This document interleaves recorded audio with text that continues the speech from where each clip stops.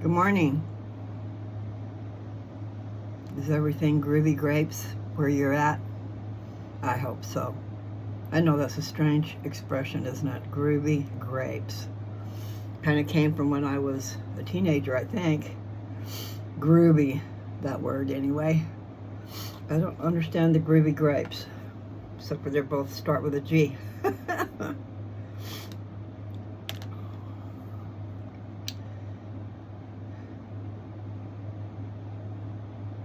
I don't know. I've been listening to, well, actually, I first should say this is Lou. And it is the 22nd of August. And a special shout out to the Dancing Oracle. I saw that you're having heart surgery today. Wow. God be with you. God bless you.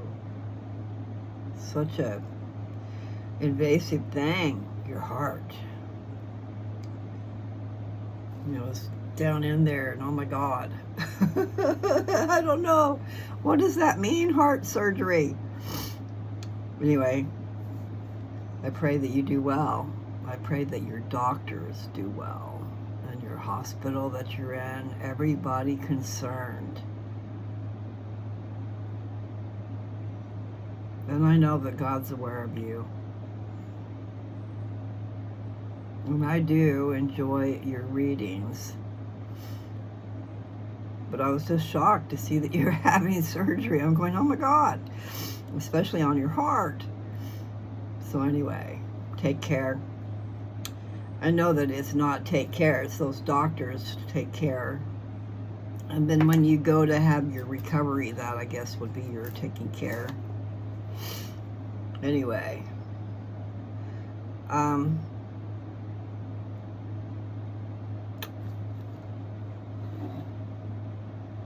cheers. I had my dose already. This is my second cup. Not a second dose, but a second cup of coffee. And I don't normally have coffee, and I gotta stop that. But I did get the kind that doesn't have much sugar. I mean, that's what it says. So we'll hope.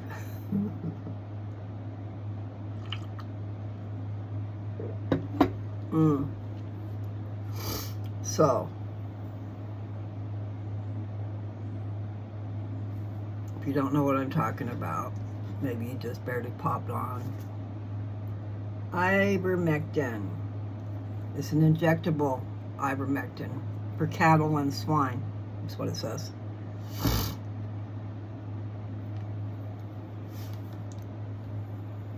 So I'm kind of doing my own thing as far as I've been doing these treatments. But I think it's just about time to maybe stop. Not sure. I go to see the doctor next week. I need to formulate some questions.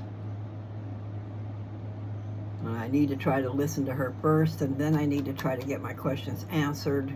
But I want to find out about these 2 scans that I had last time, and what did they actually show? Because before we were doing PET scans, and that's what she wanted me to do, was a PET scan. But whoever, the powers that be, said we want her to do these 2 scans. We think we'll see more. And I think I probably just interrupted too much and just didn't get the information. Plus, I forgot to record it. You can record your sessions with your doctors. I mean, you want to ask their permission, but they should give it. They shouldn't have a problem with you recording it. And you're not recording it to get them in trouble. What you're doing is recording it so you can go back and listen to it again and pick up information you forgot. Or what did she say? What was that? Well, there you go. It's right there. Well, I forgot to do that. I mean, I have done that in the past. Asked if I could. She said I could. And there you go. She doesn't have to repeat herself because there it is. on the recording. But anyway, it's been a year. It's been over a year, I think, that I've been doing these treatments. And the one treatment, the Zometa, which is done by IV, we're down to once every 3 months. And I don't know if that's because my numbers weren't so good and I can't make myself drink the liquid that I need to drink, or if it's because, hey, what's going on? Her cancer markers are down. I'm anxious to see what they're at now. So next week, next Thursday is when I go see the doctor. So a couple of days before that, I'll go in and get blood work done. And they'll be able to do the cancer markers this time. It kind of got off, you know. She wanted me to have that done every time when I was going in every month for to see her and to have the Zometa and stuff. She wanted those cancer markers. And I'm so glad that she is doing that. The doctor before this says, I don't need to do that. There's no need to do cancer markers since there's no cancer activity. Well, evidently there's still cancer markers. I would like to know. So I started out when I first became aware of them, not when I first had cancer, but when I first became aware a little over a year ago. They were at 1,400. And then they went down to 1,300. And then the very last time that I was told what they are was 281 and 284, because evidently there's two different numbers. So we'll just say 300, you know, in the rounding scheme of things. But 300 is 1/4 of 1,200. So it's even less than that, right? Of 1,400. Anyway, I hope it continually gets better and better and better. And yes, there's no proof of it, because I did add Ivermectin to the mix. And that's when I saw an improvement. But, you know, I could have seen an improvement without the Ivermectin. I will say that. But I will also say that I believe in the Ivermectin. And I've been doing what I was supposed to do, so far I haven't been drinking enough liquid. That's the scary part, because now there's a problem. I had a abnormal urine test, whatever, the results. See, these treatments that they're doing is causing some problems, I think. I mean, it's doing good things, but at the same time it's doing bad things. And you could say that Mary Lou's doing bad things because she's not drinking enough liquid, okay? I never have drank enough. And dehydration evidently can cause lots of problems and death, depending on how severe dehydration. We don't need to be a shriveled up prune inside our bodies as well as on the outside. And I don't like it. I mean, what the treatments they're doing, they're preventing me from creating hormones. They're preventing my receptors from receiving hormones. And then the Zometa is a whole different ball of wax. I've lost an inch already. I was always 5'5.5". Now I'm 5'4.5". And actually maybe even less now, I don't know. But the bones, in the treating of the bones and getting them to build up and stuff, but it seems like the treatment also makes your bones soft. So there's things going on in my body that I don't know. I need to know. And I will always remember that. A friend of mine said, and this was over a year ago, he was saying, you don't want to burn down the house in order to get rid of the cockroaches. Meaning my body. my organs, my brain, my eyes, my mouth, my everything is the house. And then there's these little enemies in there, cockroaches.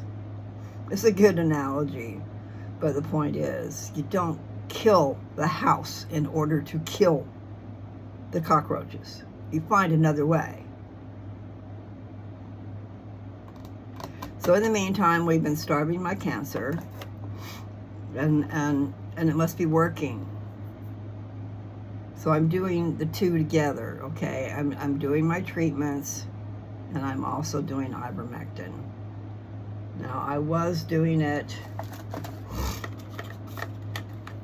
see this box? Ivermectin.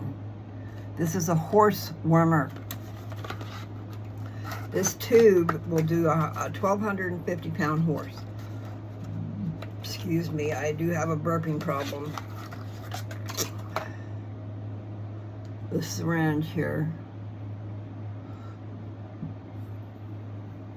This has got a gel. The texture is a gel. They call it a paste, but it is a gel. Anyway, so there's all these little ridges. I don't know if you can see them. Yeah, there you can. So all those little ridges, you can turn this thing and pull it down and then turn it back over and then squish up, and that's how much you'll take. I've shown it before. I've shown me taking it before. So this has not even been used, but it looks like it has, because it seems like this would be a lot longer. In order to squish through this whole thing, I must have already used some, but I don't recall using it. It doesn't matter. I get off the subject. I have taken 2 of these, okay? And what you do is you would give the whole thing to a horse. But one of my people, I was trying to figure out how to do the dosing and stuff, and one of my people's friend said, just figure you're 120 pounds and take 1/10 of it. Okay, so I've guesstimated, I'm getting to 8 to 10. I wouldn't say 10, I'm probably getting about 8 doses. But that was last year I started using this, okay? And after I started using it was when I saw really great results. But I have to say, I had not been on the other stuff all that long, okay? Probably 3 months before I started this other. So now I have switched to this.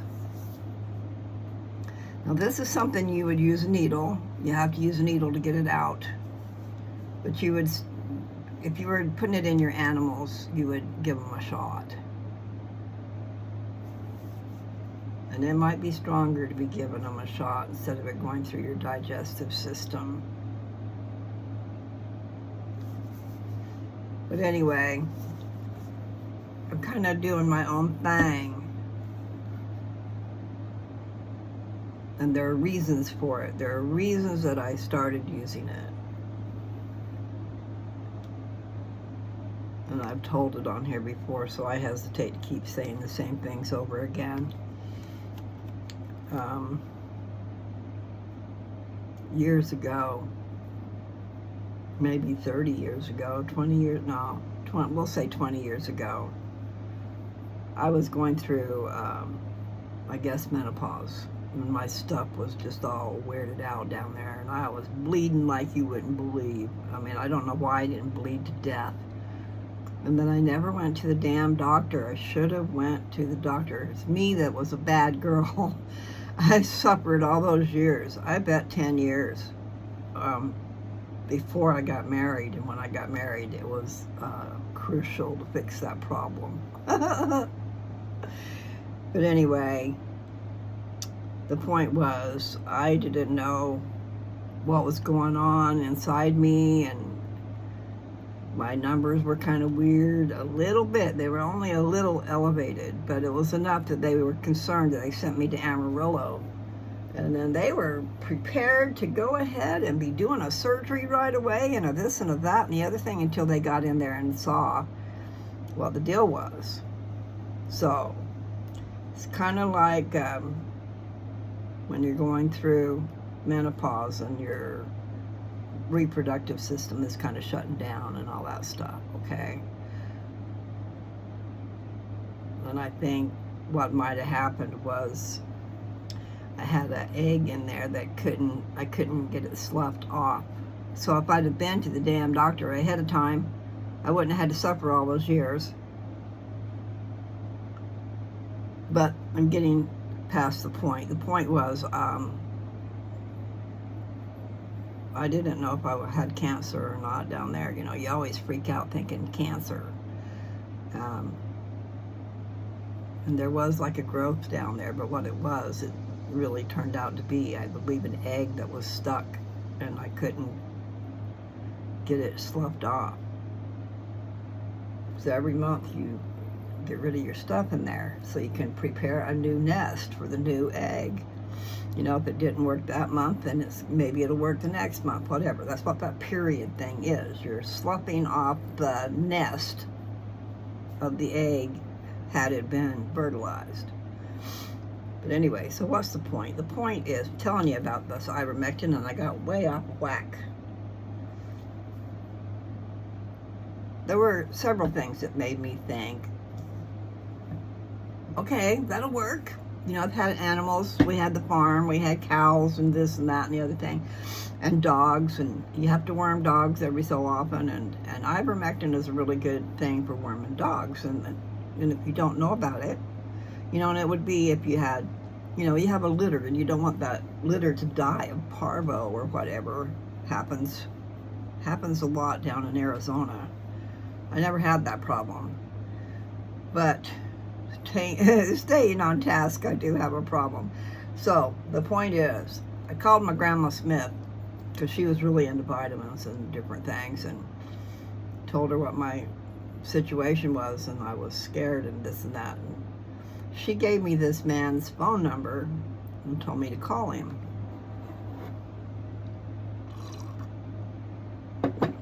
I need a coffee warmer up here.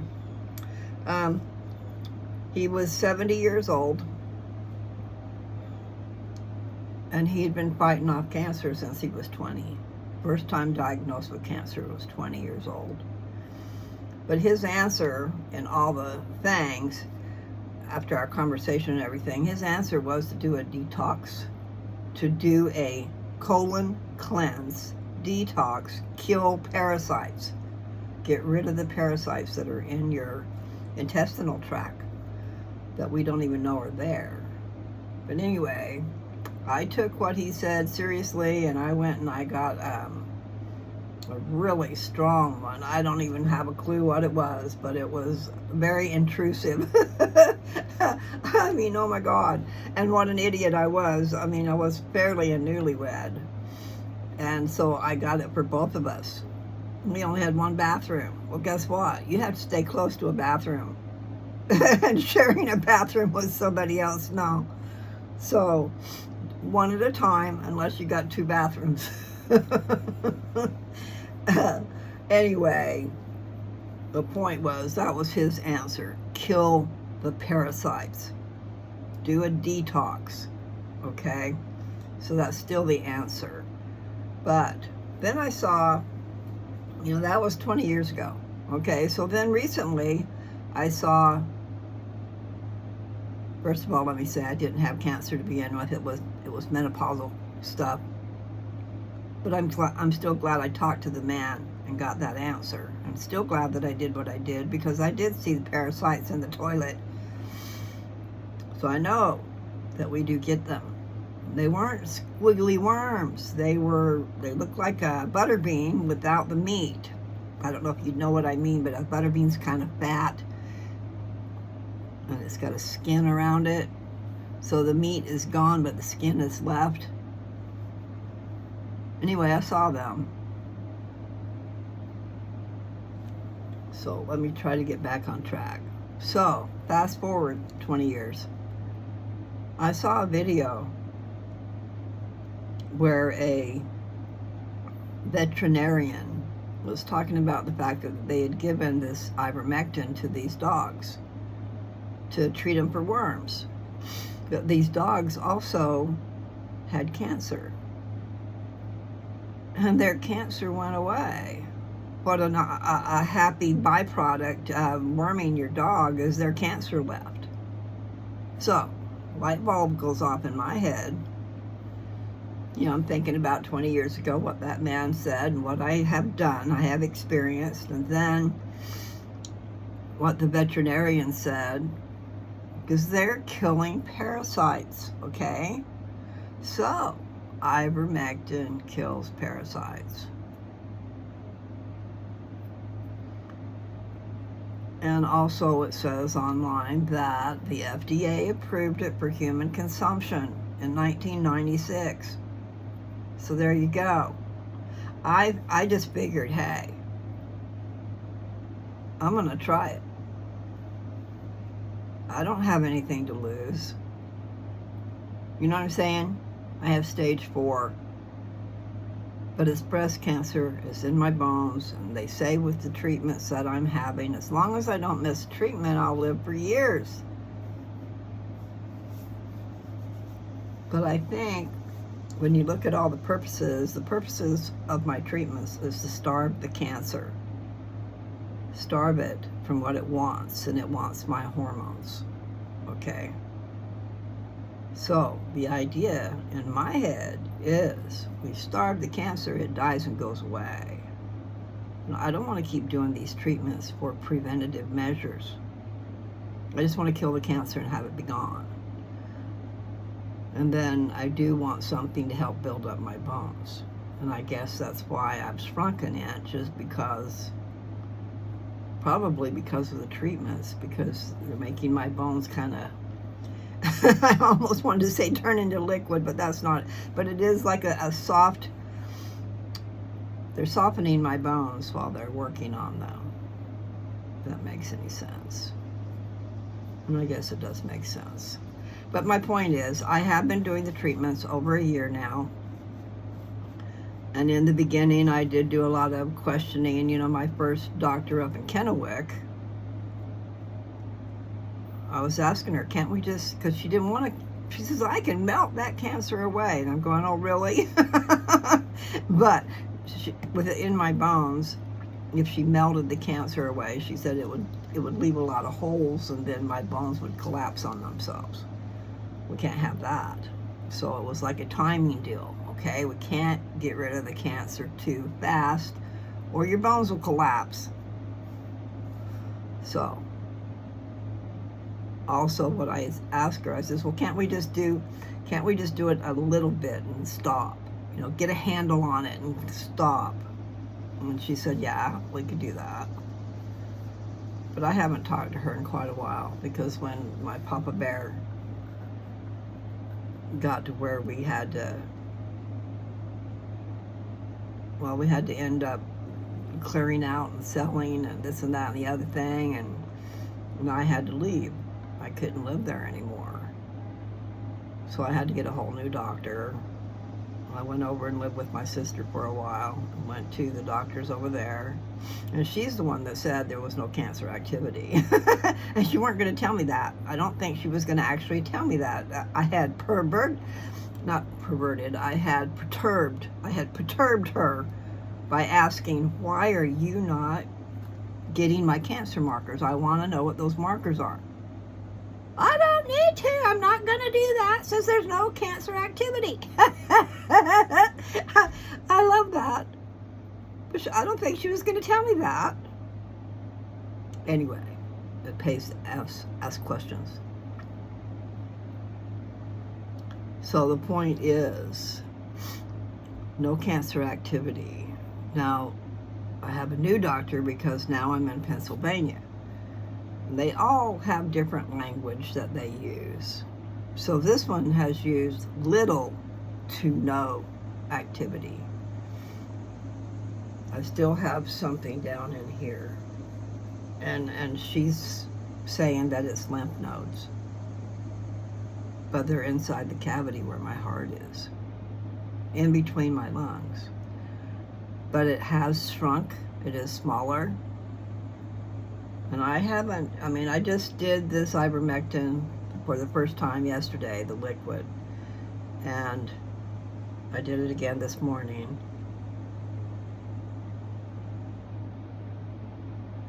And before that, the last time I did it was July 11th. So that's been quite a while. It's been over a month in between.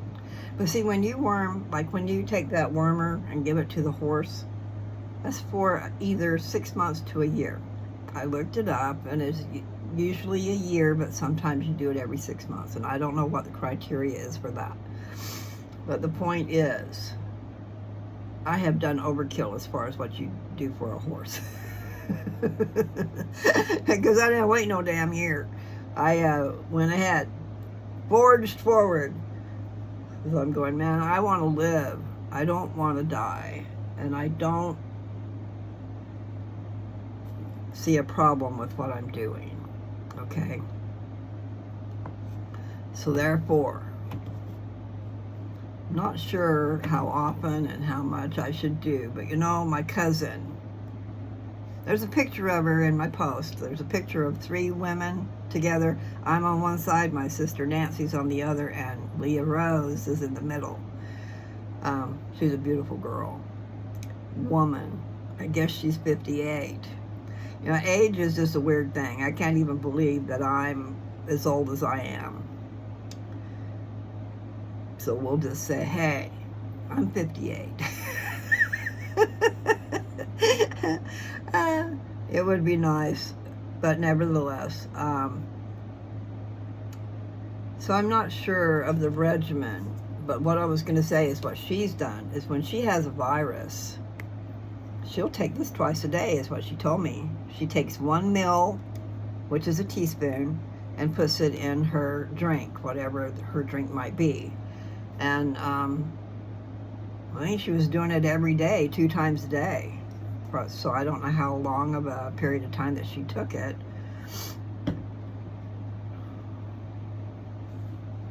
But my point in saying that is she's alive. She didn't experience any ill side effects. So I don't see a problem myself with taking it. Because what's the alternative? Anyway, I'm excited. I'm excited to be as well off as I am. I'm just not excited about the treatments I'm taking. I'm not excited about the fact that I had an abnormal urine sample. And there was blood. I did a swab thinking that maybe I might have a yeast infection or something from medicine that I took a while back. They had me on antibiotics a while back. Anyway, it was just weird because I did a swab and it came back with some blood on it. That's not good. And that probably is, I don't know if that got into my urine sample or not. I don't know how all that stuff works. I just know it's not cool. and I'm going to say that, hey, I have a feeling, really I do have a feeling that it is my treatment and the fact that Mary Lou does not drink enough liquid. Now, they told me 64 ounces of liquid. They didn't care what kind of liquid, whether it be power drinks, energy drinks or whatever. Well, I can't take energy drinks. They mess with my head. I don't know how to explain it, but there's some kind of thing. And especially if there's caffeine in it. Me and caffeine don't work. And sweeteners, because of the diabetes type medicine that they have you on, messes with your sugars. All these things mess with your head. Mess with my head, okay? I'm very aware. But the point is, I'm going to be doing this ivermectin. And yeah, maybe I should have just bought 50 mils, but I always believe in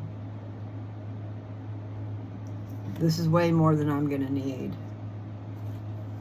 But if you can take it twice a day and not have it hurt you. Because see, the cancer's in my bones. And if there's no activity, that's wonderful. And it seems to me that maybe it's debt. You know, that's my thinking. But not everything is. So the thing is, if I can take this liquid, and notice it's gonna go through your intestinal tract. I don't have as much acids in my stomach as the normal person because I don't have a gallbladder, which controls your bile and puts your acids in there. And then I don't have the teeth too. So I have the two things fighting against the fact that, you know, when you're chewing your food, you're creating juices. You're saying, hey, I'm sending you some food, so it's getting all ready and it's getting the acids in there and stuff. Well, I don't have that going on. And the acid from the other end with the gallbladder missing. Most gallbladders are more important than they would let you think. Oh, we'll just take that gallbladder out. It doesn't have a function. Bull crap, it does.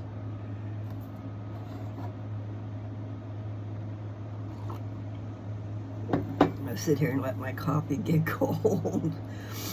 But anyway, so this will be my second day of taking the liquid ivermectin. And so what I'm saying too is, you know, you're putting a teaspoon in I put it in my coffee, but it's still going to go through my intestinal tract. It's going to go through my stomach and into my intestines before it gets out to my bloodstream. So I don't know how much gets lost in the mix, okay? Because it's like, I know I'm switching around here and there and yawn. It's like, I need to stay on track. But I'm going to switch to RSO, Rick Simpson oil. It's an extraction of the marijuana plant, and it's medicine. And I guess they don't guarantee it'll kill cancer, but hey, they're using it for cancer, not just for symptoms, not just to help with nausea and this and that and the other thing, but to kill the cancer. I get excited, okay? But anyway, their regimen is they're taking this thick black oil and putting it on a cracker and having you eat it. And it's nasty and it's expensive.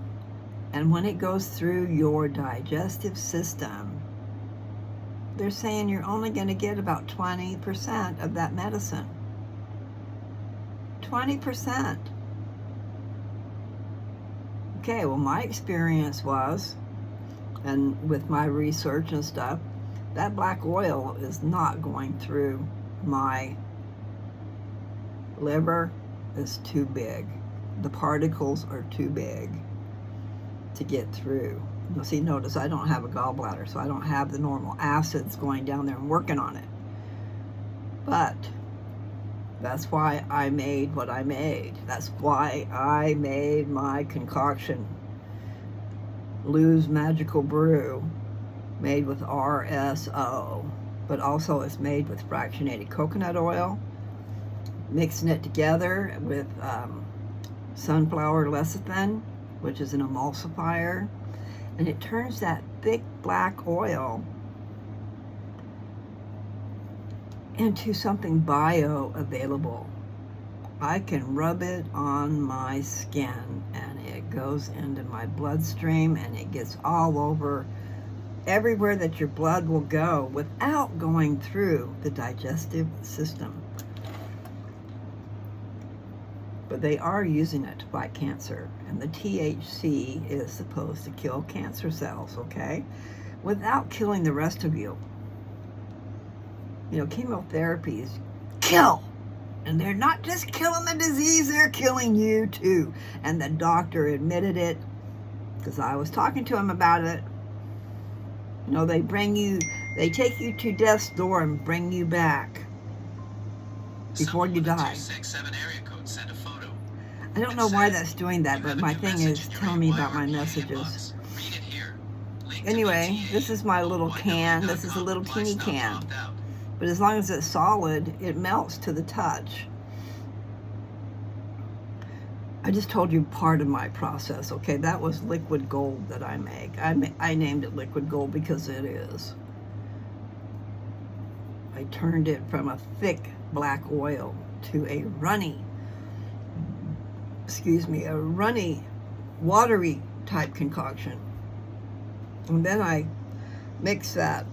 I take that liquid gold and I mix it with,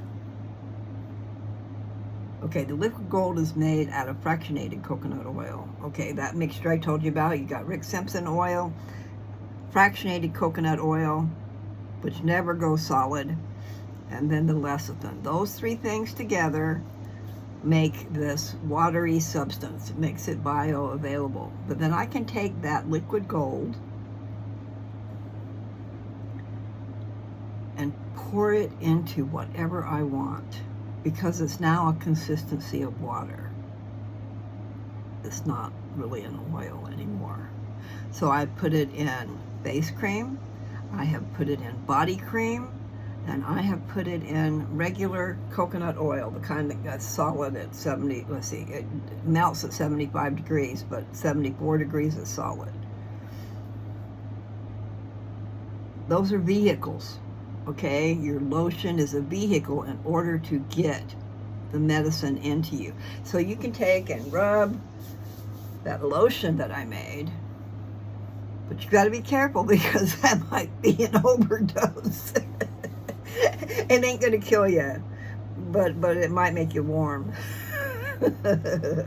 I have felt my blood rushing through my body because I got carried away. I was making it. I was making my medicine, and every time I pulled my spatula up out of the rice cooker, the liquid would solidify. And I was taking it, rubbing it on my arm, rubbing it over here. Don't do that. I got carried away. So anyway, I got to get back to the ivermectin. Fighting cancer is why I went over to that, okay? Because that is why I made my concoction. It is bioavailable. You do not have to smoke it. You do not have to eat it. And if it's going through your digestive system, that black stuff, you're not getting all of it. They have a regimen. They have a specific regimen, how much you take. Start out with a little bit and a little bit and a little bit and get bigger. They do that so that you can handle it. And I had read once or heard once, yes, there are side effects. You might get high. I mean, isn't that a wonderful side effect? It is, people, it is. Nothing like I haven't taken chemo, but I have somebody close to me that did, and she felt like she was going to die. I mean, she was at death's door. She just was so miserable. There's got to be a better way, people. All right, so anyway, I've only done this liquid ivermectin yesterday and just now, but I have my cousin, which I love and I believe. Okay, so then now she told me about fenbendazole. She raises Shar-Peis. I think she still does, I'm not sure, but she still is involved with them. And she had a Shar-Pei that broke out. If you look at my post, you'll see a picture of a dog, kind of a white dog with spots on it. And out of its chest has started growing this mass or this something. It's red and it's sticking out. And then, so we got that picture, and then we got a picture of it full-blown, big, huge. And then she gave her dog, and I still need to ask you the question. If you're watching, Leah, I need to know. When she gave her dog the fenbendazole, did you give it a capsule or did you give it a shot? I think it's a capsule. Anyway, she gave her dog fenbendazole and turmeric for 30 days. 30 days straight, and that big old thing dried up, and they cut it off. And that dog is 12 years old, running around like a puppy. Meaning healthy, energized, not what you would see a 12-year-old dog do. A lot of times they're just lethargic, is that the word? They're just kind of lazy, hanging out. You know, my German Shepherds, they played up until the end. They did. They were playful dogs. And some dogs just aren't. Some dogs just lay around lazy and stuff when they're old. But anyway, the point is, I'm taking the ivermectin, and I'm also going to order myself the fenbendazole.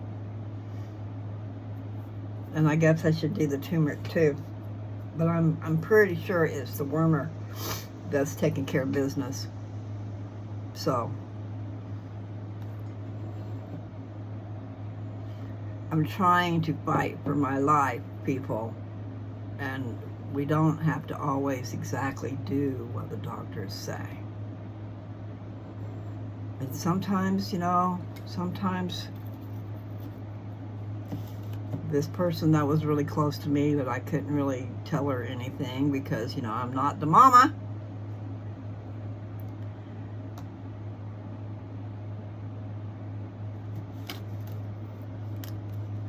She survived, and it's been 7 years, and everything worked out really great for her as far as living. But I would have just, first of all, we have two different scenarios. I'm old, and she was young. She had her whole life ahead of her. Whereas the way I looked at it, you take an older woman who's not in the best of shape, I've never taken the greatest care of myself, and then you put them under this situation where they're taking in this chemo, killing themselves along with the cancer. And the thing is, you read that so many people do not make it past the first round of chemo. They die. And then that same group of people, the second round of chemo, more die. So excuse me for not wanting to be one of those. And I feel like the reason I mentioned all that is because they would not let her take any vitamins. Don't do anything that might help yourself live. I know, let's don't feed the cancer any good stuff. That probably is their thinking. But your body is dying right along with it.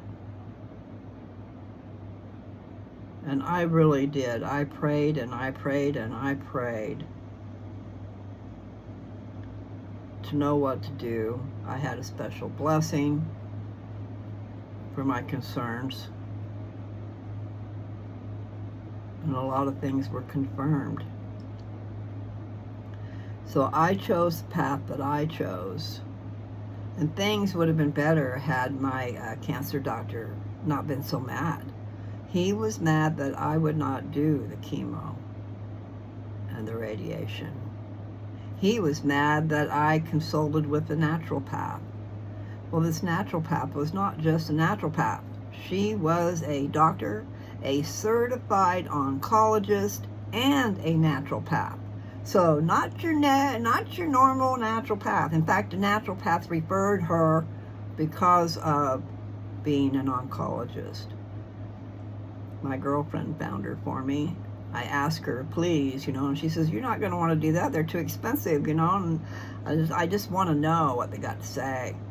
So I paid for my consultation. I learned a lot from that consultation. So I'm glad, even though it cost me a full month's salary, because the insurance doesn't cover naturopaths, and they only cover a certain thing. But boy, they're willing to spend thousands of dollars on these surgeries and this medication and all this crap, but they won't cover a naturopath. There's something wrong with that picture. But then I did find out that it's usually, if this is correct, okay, it's usually that the naturopath has a choice to pay They have to pay in order for that insurance to be in effect. So it's an added expense to them, so they don't do it. So it's out of pocket. You have to pay for that. You don't get it covered. That needs to change. But then again, I had heard a statement that made it sound like if you could find one that has paid the money, then your insurance might cover it. Or there might be a certain type of insurance that'll work for that. But it should be known, we should have the option to have a natural path instead of chemicals. I know I get carried away, don't I? All right, so I'm sure I didn't finish what I was going to say. If you go down in my post, you'll see the picture of the dog. The dog with a red lump and then a big flowery red lump. And then within 1 month's time of taking fenbendazole and turmeric, it dried up. It shriveled up, and if I heard her right, and I think I did, they took like a string around it and cut it off. But I wish they would have took a picture of that to go with it all. But I saw that dog, and I also saw the picture of the dog after. There's a picture of a dog with a puppy. That's that same dog. So I have great faith and hope and stuff that these things are going to work. And I'm going to see the doctor next week, and I should be able to find out what my cancer markers are now. And then one of the problems I got is the diabetes and the sugar level, and cancer loves sugar too. And I thought, let's see if I can remember. I remember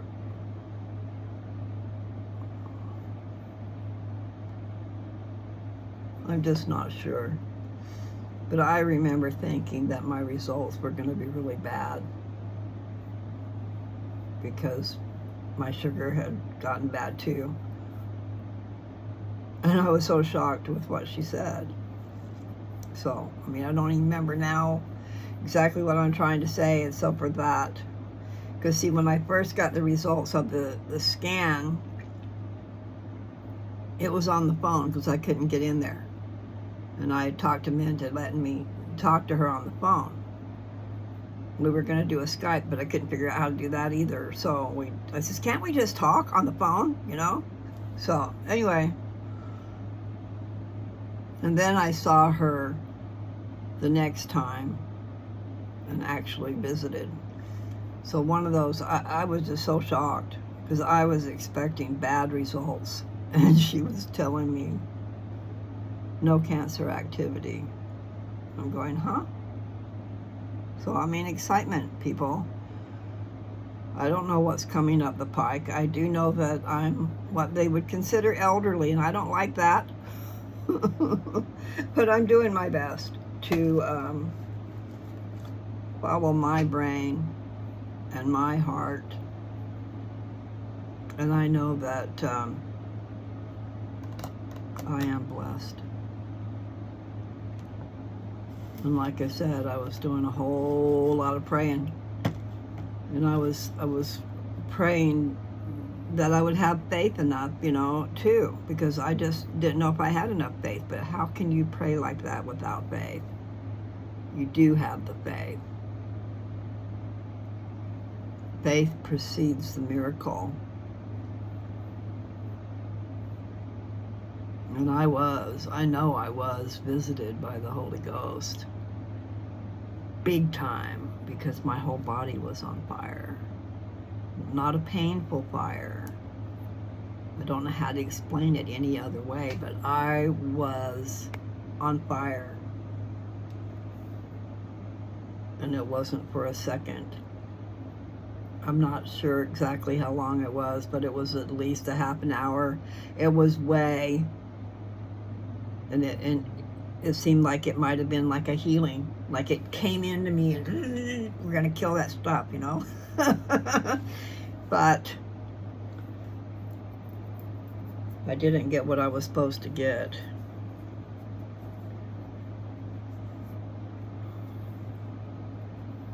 In other words, that cancer doctor would not give me the hormone blockers that I needed because I would not take chemo. Okay? Plus he was mad that I was seeing anybody else. How rude of me. How rude of me to check out my options. Okay? Let me just go in there and die. I will tell you what my surgeon said. I have told you before, and it's been a long time now, but he says, I like what I see. In other words, my fight. He says, so many people come in here, they get the diagnosis of cancer, and they become the disease. They do what we say. They don't argue, meaning like me. He said, they do what we say, and eventually they die. That was his exact words. Eventually they die. But what a thing. What a thing to get this diagnosis and to become the disease and become so depressed and and then you're still doing what they're saying to do. I mean, if you're going to die anyway, why would you put yourself through that? That's what I just couldn't do it. I could not fathom putting something inside my body, running through my bloodstream, through my organs, that if it touches your skin is going to burn. What? What are you saying? Oh, we put it down deep in there so it doesn't burn. You're not getting a correlation, are you?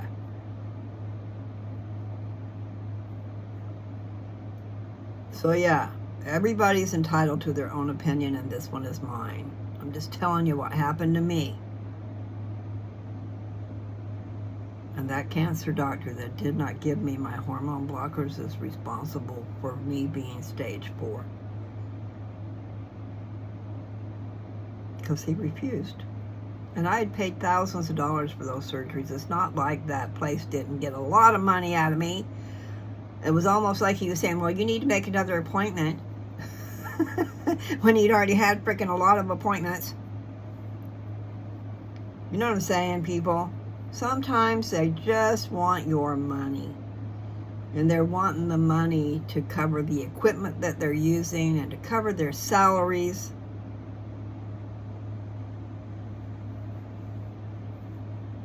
And they're saving lives if they don't kill you first. That's my opinion.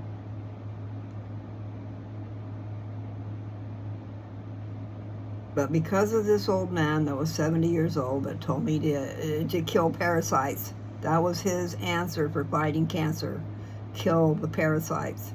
Do a detox. Clean out your system. So, I be killing parasites.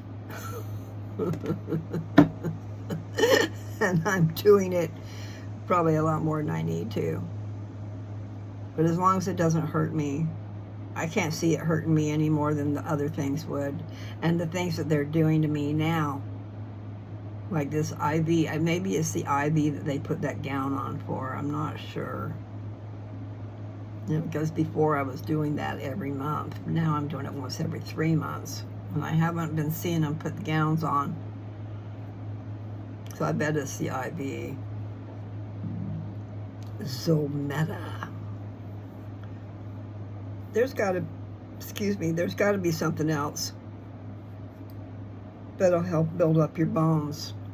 And this calcium thing right here, calcium and vitamin D, supports bone health, may reduce the risk of osteoporosis. I might have said that wrong. But anyway, I guess that's enough of that noise. I just, I'm excited, and I need to order the fenbendazole. Because if you'll look down in my post, I put it there, what my cousin sent me, okay? There's been 3, I know that's not very many, but whatever, 3 people that are stage 4 cancer have gone into remission from using fenbendazole, which is another wormer. So we're going to do both. I'm going to alternate. and I might slow down on it. I'm not sure how much I should do, but the thing is, the cancer is, some of it, is on a microscopic level. So you want to get in there microscopically and get rid of them. So here's to the faith, and here's to the wonderful things that people share online, because you might not hear about it otherwise. My naturopath, she said when you go in and you have tests done, there's these levels that they're looking for, and even if you're above normal but you're not at a certain level, they don't tell you about it. They only tell you about it once you get to this level, not when you're down here. Not when it could probably be prevented or something. All I know is I'm hoping for a long, healthy life. And myself, I just couldn't see I just couldn't see me going through chemo and being totally miserable and ill, and no one's going to want to be around you. I mean, facts are, even if they love you, who wants to be around misery and pain? I don't want to go through it. I want to enjoy the rest of my life. There's some people who find out they have cancer and they die in 2 weeks. They didn't even know they had it. So what does that tell you? See, the thing is, I believe wholeheartedly in life after death. I believe in God and Jesus Christ, and I believe in the purpose of this life and that it goes on. We're going to leave our loved ones behind. I don't like that, but no one does. But I certainly, another thing that my family didn't understand what I was trying to say, but it's kind of hard to say. There you are. You've been living away from everybody forever, and you never see them. And when you do, it's kind of like you're not there, or you're a burden, or something. You're taking up my time. So in my mind's eye, I'm going, okay, why bother? Why should I bother to go through hell to try and live? For what? Because your family is all important. But they're not. I mean, you're not that important to them. In my mind's eye, I didn't have a reason to go through hell to try to stay alive. And then there's the thing. I have a difference of opinion from a lot of people, but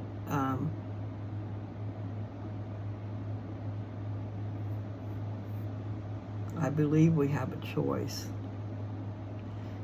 We don't have to do what the doctors tell us to do. We don't have to be a statistic. But I did try to take everything into account. Except for a doctor that really, he should be sued. He should be smacked around. He should lose his license.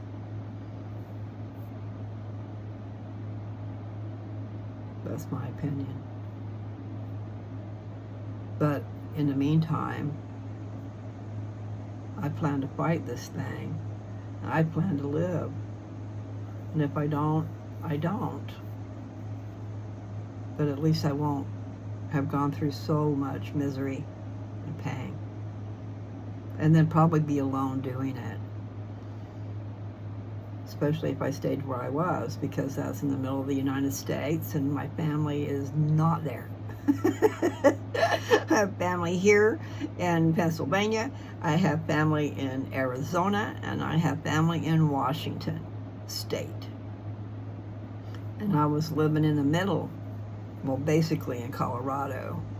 Part of the time I was in the middle of the United States in Kansas, but you know, Colorado's not that far away. It's 328 miles from my place in Colorado to my little house in Downs. But it's 1,500 miles from here. That's a big difference. I was trying to figure out how to get there. I got my car. Thought about packing everything up and heading out to what's mine, to actually be in my own space. The king of this castle. I was the king and the queen of my castle. Now, your castle can be a little teeny tiny place. It doesn't have to be a big castle. It's just what is your space. And you're in control of what you watch on that TV and what you listen to music-wise. It's your choice as to what you eat and what you buy for groceries and what you do this and that and the other thing. And it's being the boss of your own space. But yeah, there you are, the boss of your own space, and you don't have anybody else. So that's not cool either, right? We just have to do our best, that's all. And that's what I'm doing. I'm going to do my best. But it is good to have my car. And it's half unpacked because it's hard to pack. So it's like, okay, if I go to that little house in Downs, I'm going to need certain things. And I'm going to need help, really. I can't do it all by myself. So I do have to make up my mind. I have to have some decisions done. And I do like being close to my family, but then again, it's so freaking expensive out here. This is not where I would choose to live at all. I mean, it's beautiful and stuff, but the price? I guess it's the same wherever you go, doesn't really matter. Your whole income goes to your living quarters. You got your living quarters and your food and your car and your insurance and your license plates and your driver's license. Just to be able to drive, you've got a million things that go with that. And the gasoline. So gasoline, insurance, license plates. And I think, I'm not sure, but I think that they do inspections here. You know, some places require your car to be inspected every year. I haven't had that in a long time, so I don't know. All I know is I've talked way too much. It's over an hour.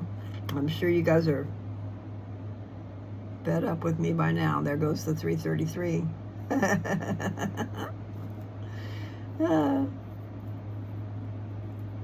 Well,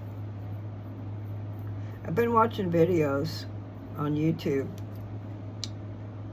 and so there's hope there too. You know, because I've gone throughout my whole life and not really taken care of my skin. And I mean, there for a while I did some, but I also come to the conclusion that sometimes when you're using these products on your face, they make it worse. And they make you need to put that product back on. But what I'm trying to say is I've been watching videos to do with castor oil and also putting it in your belly button. I watched one this morning. An old woman was talking about the different things, but you know, the belly button, when we think of it, that's where you got your nutrition from your mama. When you were born, it was cut. But evidently, I can't say it for reals, okay, but they're saying that if you put oil in your belly button, it's getting down inside to the rest of your body, and it can cause moisturization from inside, and that's what I need. And not just that, it can make things work better, make your organs work better. So I don't really know how to describe it, but I think if you look at my history, I don't know if you can do that, but if you can look at my history, what I've been watching, then you'll see it on there. And I'm not sure, but I think I tried to share it to Facebook, that last one. Do do do do, hey, hey, you're so far away, hey.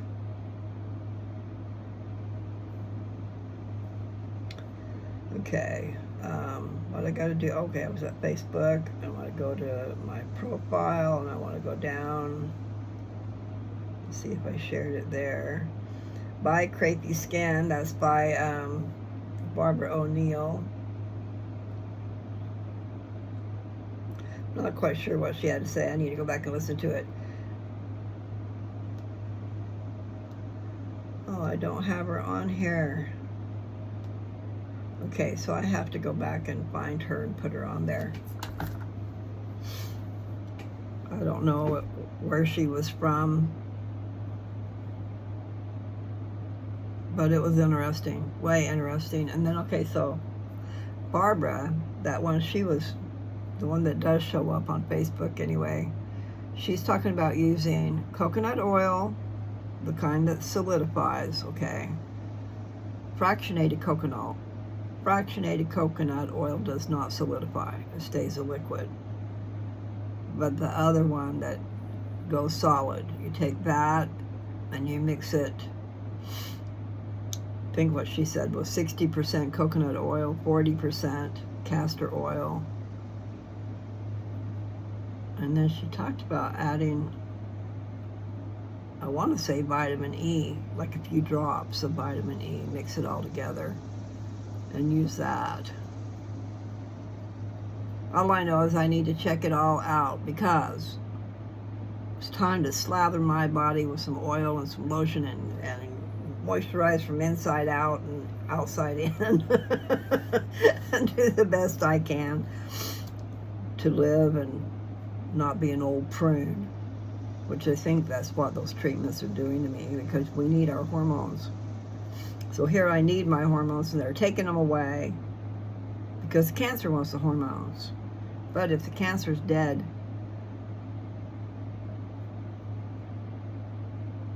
and it was supposed to be a slow growing cancer to begin with, we shall see. I don't know for sure what I'm going to do. I'm going to talk to that doctor and get my questions answered. And so here's the thing. Do I want to go ahead and have that treatment one last time? The one that's every 3 months, the Zometa, one for my bones. Or is it time to stop?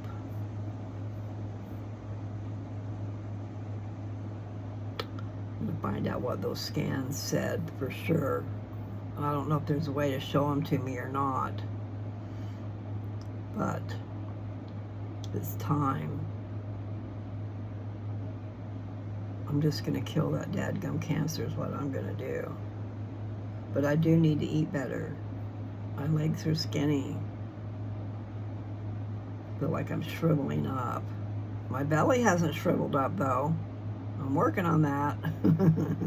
And that also is another thing about the castor oil. Okay, so you put castor oil in your belly button and you leave it sit there for a bit, and then you take and you massage it around your belly, the castor oil, and leave it overnight. Anyway, it's supposed to help things move. is supposed to help. And one of the people had said to, it's like you go down to your right leg and on your belly, and then you take and you make like a fist or something, and you kind of rub up. You rub up from the bottom to your rib cage, and then over, and then down. And you do that several times. And she says that gets things kind of, not necessarily moving, but the blood circulation and stuff, I think is what she was talking about. And then you do the oil. So you prepared it before the oil's there when you're massaging the oil. But it is supposed to be really good for your, I started to say digestive system, but anyway, castor oil seeps really deep into your tissues. And they say that it will get rid of lumps and bumps, like cyst. And fatty liver. You can put a castor oil pack over wherever your liver is. I'm not sure which side. It might be this side. I think it is. But anyway, they show you in these videos how to make castor oil packs, where you're putting the castor oil on 100% cotton stuff, and then there's a way to strap it on so you can wear it overnight with this castor oil.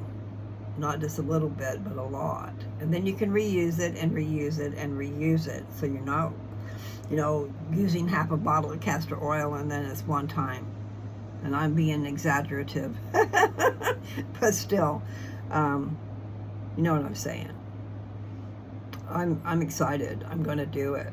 And they have, I think they might even have one for here.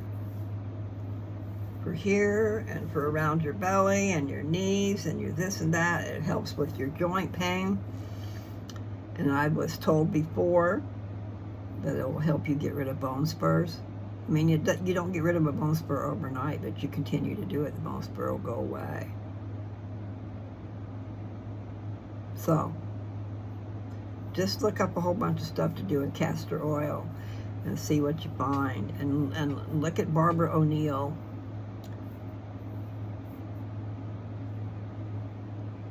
Anyway, people, I'm going to let you go. It's been over an hour. I need to stop. Stop it, stop it, stop it. Excuse me.